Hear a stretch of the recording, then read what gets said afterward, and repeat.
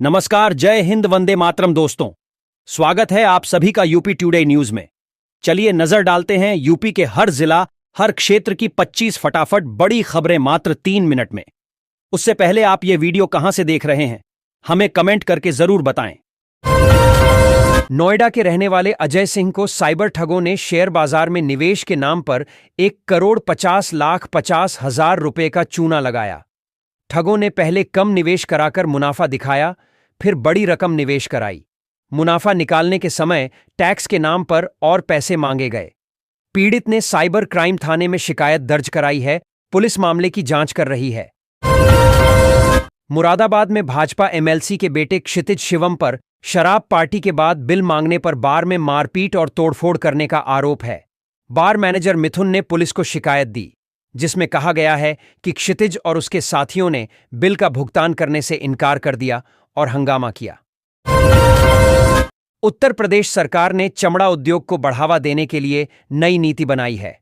इसके तहत शैक्षणिक संस्थानों के साथ मिलकर विशेष पाठ्यक्रम तैयार किए जाएंगे। प्रदेश में 10 सेंटर ऑफ एक्सीलेंस और शोध केंद्र भी स्थापित होंगे। इस योजना से स्थानीय स्तर पर रोजगार बढ़ेगा और उद्योग को कुशल कार्यबल मिलेगा, जिससे अंतर्राष्ट्रीय प्रतिस्पर्धा में मदद मिलेगी।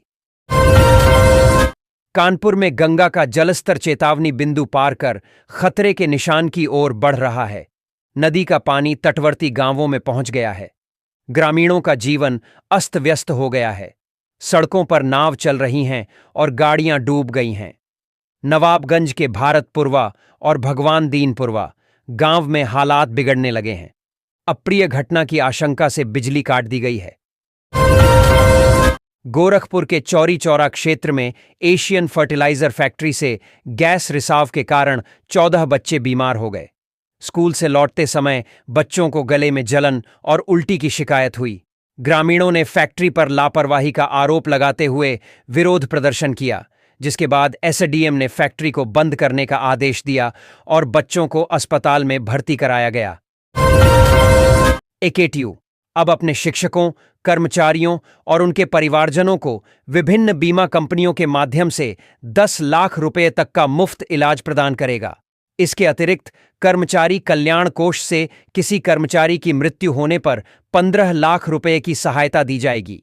एनपीएस कर्मचारियों को राज्य सरकार के नियमों के अनुसार पुरानी सुविधाओं का लाभ भी मिलेगा।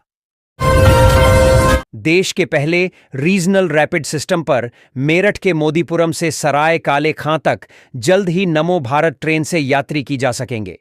इसके लिए किसी भी दिन उद्घाटन की तिथि आ सकती है। ऐसा इसलिए क्योंकि मेट्रो रेल संरक्षा आयुक्त सीएमआरएस की जांच में संचालन के लिए हरी झंडी मिल चुकी है। Meerut Karnal highway भूनी toll plaza पर रविवार की देर शाम छुट्टी पूरी होने के बाद कार से स्वजन के साथ दिल्ली एयरपोर्ट पर कार जा रहे सेना के जवान को टोल कर्मियों ने डंडों से बुरी तरह पीटा था। जवान को बचाने आए उसके 2 भाइयों को भी हमलावरों ने मारपीट कर दी थी। सोमवार को ग्रामीण की भीड़ टोल पर जुटनी शुरू हो गई। ग्रामीणों ने आरोपितों के खिलाफ पुलिस से सख्त कार्रवाई की मांग की और धरना शुरू कर दिया। मौके पर पहुंचे पूर्व विधायक संगीत सोम ने घटना पर रोष व्यक्त किया। कहा, इस मामले में जिलाधिकारी और एसएसपी से वार्ता होगी। वह टोल पर ही दोनों अधिकारियों को बुलाने की मांग पर अड़ गए। वाराणसी कबीर चौरा राजकीय महिला अस्पताल में ओपीडी के बाहर टिन शेड में प्रसव मामले में जांच के लिए प्रमुख चिकित्सा अधीक्षक एसआईसी ने सोमवार को 4 सदस्यीय कमेटी गठित कर दी। इसमें डा. अलका सिंह, डॉक्टर राकेश डा. योगेंद्र और मैट्रन मीना शामिल हैं। कमेटी से 2 दिन में रिपोर्ट मांगी गई है। आसमान में 1 सप्ताह से उल्कापिंडों की बारिश हो रही है। यह स्थिति 24 अगस्त तक जारी रहेगी। बीते गुरुवार और शुक्रवार को एक साथ 100 से 50 उल्कापिंडों की बारिश हुई थी। 5 ग्रहों की प्लैनेट परेड भी हुई। इनमें 2 ग्रह बृहस्पति, जुपिटर और शुक्र, वीनस एक दूसरे के काफी निकट नजर आए। फतेहपुर में मकबरे को ठाकुर द्वारा बताकर मजारों की ईंटें उखाड़ने के मामले में इलाहाबाद हाई कोर्ट में जनहित याचिका दायर की गई है।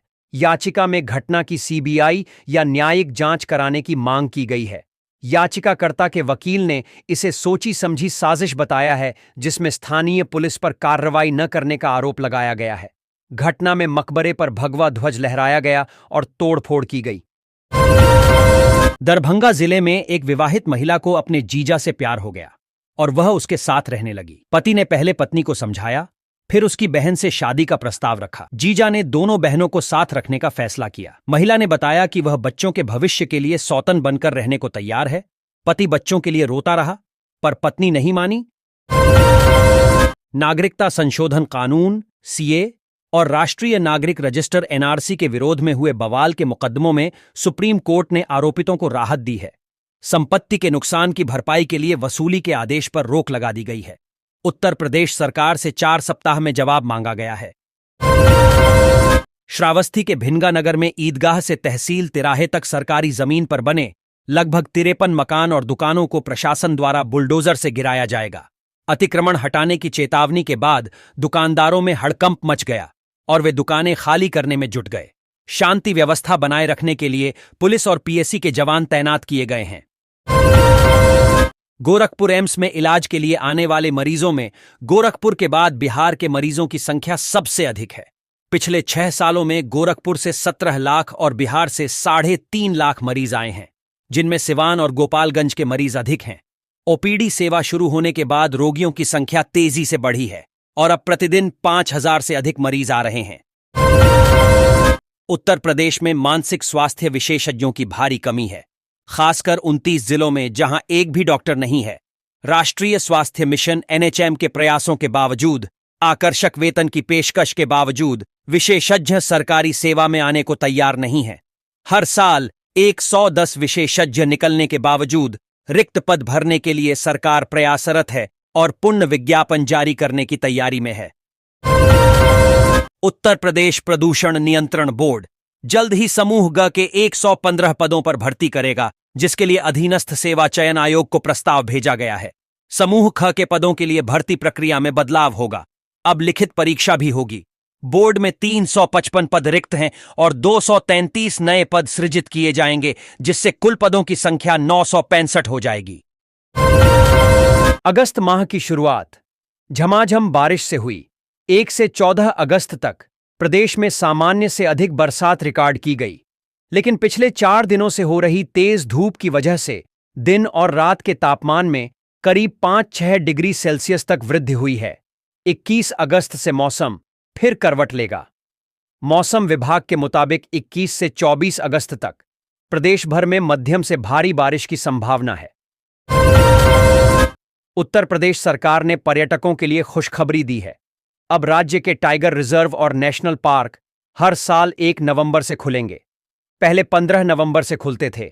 वन विभाग ने तैयारियां शुरू कर दी हैं और जल्द ही ऑनलाइन बुकिंग भी शुरू हो जाएगी। इस फैसले से पर्यटकों को घूमने के लिए 15 दिन का अधिक समय मिलेगा, जिससे पर्यटन को बढ़ावा मिलेगा।